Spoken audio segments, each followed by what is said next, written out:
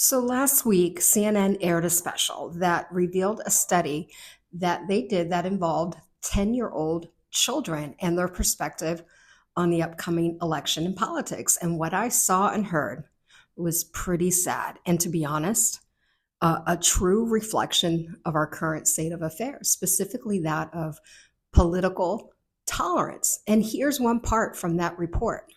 The study found that Republican-leaning kids were more open to visiting a Democrat-supporting household. But Democrat-leaning kids were about 5 times more likely to say they would not want to go to a pro-Trump house. Would they be okay with you going over to somebody's house who is really supportive of President Trump? No, No? And why not?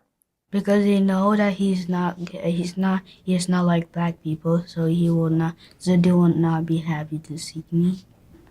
Would your family let you go over to somebody's house who's really supportive of Donald Trump? No. No, they wouldn't? No. And why not? Because, my mom and dad don't like Donald Trump at all. Not a single bit. Would you be okay going over to somebody's house whose family really likes Kamala Harris? I think it'd be fine. It's just about the personality of the people. Would your family be okay if you went over to somebody's house who really liked Donald Trump? If I want to be real over here, so if I just went over there, I imagine be a good old argument or a fight, maybe like a food fight or something. You remember that old show, Kids Say the Darndest Things? Well, it was a laughing hit and lasted many, many years because it leaned into the natural ability for children to be very candid, unfiltered, and truthful. Sometimes you could tell that the things that some of these kids said reflected what they heard at home and was very laughable. Lauren, your husband gonna look like a model? Nope. What's he gonna look like? Well, I want something that knows a little class, but also knows how to surprise me in bed.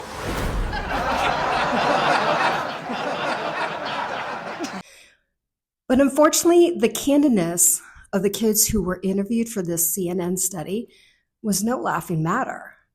It is obvious that the opinions that these children have are a reflection of what they have heard at home.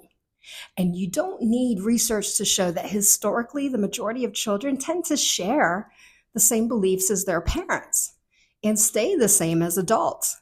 Sadly, this is not my opinion, but what Anderson Cooper disclosed. It is that left-leaning kids from blue households were the least tolerant when it comes to befriending another kid whose family supports Trump. And did you hear that last kid? He said that there could be, an argument or a good old fight. Basically, he thought an altercation could ensue.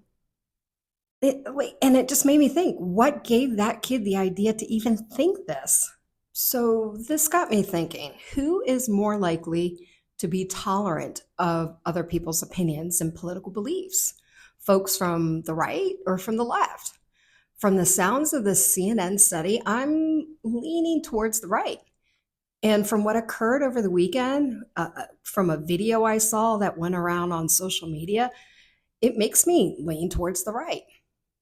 A miscarriage is a medical abortion. No, it's not. Okay, let me educate you, okay? Yes, it Well, hold on, yes. hold on. Get back. Hey.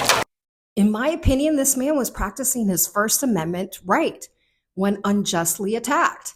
And also here over the weekend, near my backyard in Arlington, Virginia, someone in broad daylight stole a Trump campaign sign.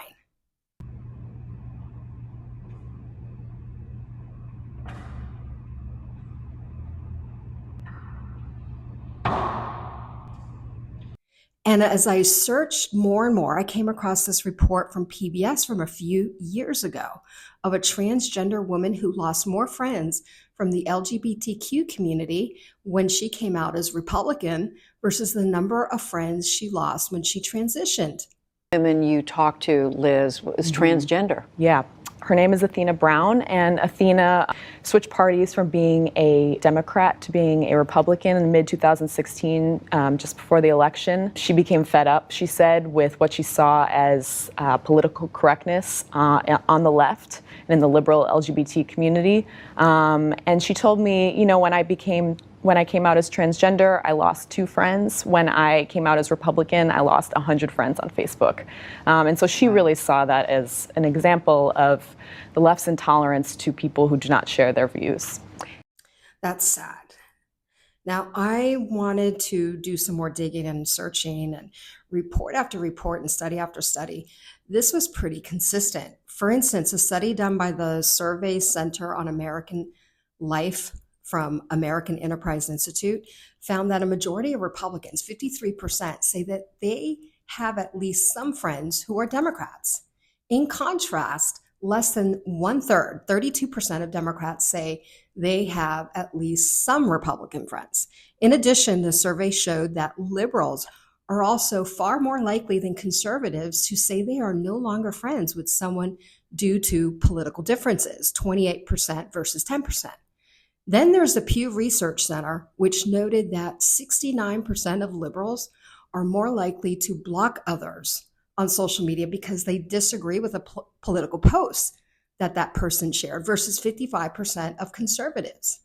Outside of social media, they also uncovered that 34% of liberals are more likely to drop a friend over politics versus 25% of conservatives.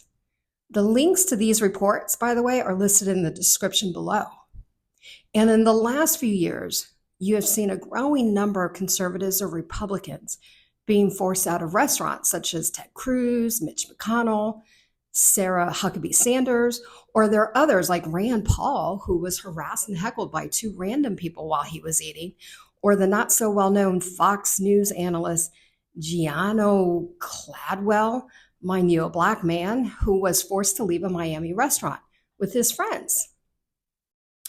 Now, granted, I wanted to do my own very anecdotal form of research, and I posed the question of who's more tolerant of other people's opinions to my friends, and the results were mixed. Well, there were more people that just simply said that the right is more tolerant, but those in the middle elaborated much more in detail and said that they see both sides as equally tolerant or intolerant.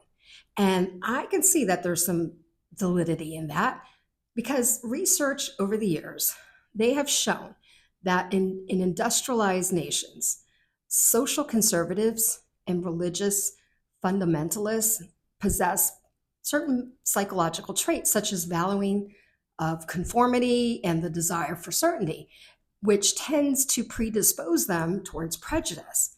Meanwhile, liberals and non-religious people tend to be more open to new experiences, which is a trait associated with lower prejudice. So one might expect that conservatives and Christians would inherently be more discriminatory as a whole. But recent psychological research by the American Psychological Association shows that it's not so simple.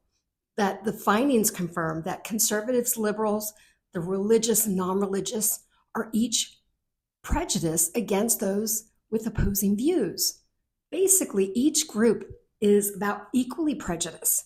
While liberals might like to think of themselves as more open-minded, they are no more tolerant of people unlike them than their conservative counterparts are. And this brings up the controversial horseshoe theory, specifically with the extreme right and the extreme left. One study showed that bias on both ends was largely driven by seeing the opposing group as limiting one's personal freedom. Thus, those who support the horseshoe theory, the extremes on both, agree that personal freedom is in jeopardy, therefore are more likely to support totalitarianism. Now, one of my friends shared an opinion about the difference in approach by conservative women and liberal women. And this one I tend to agree with. And ladies, here is my quick advice. If you are conservative, stay away from memorizing talking points you read about and speak from the heart or personal experience if you want to make your point across. The left knows those talking points and have something to rebuke that thought. And for the ladies on the left, I know you want to fight for what you believe in, but avoid the overspeaking or the angry approach because it can be a turnoff. So what are your thoughts on all this? Who is more tolerant of other people's political opinions, the right or the left? And is there any legitimacy in the horseshoe theory? I love to hear your comments below.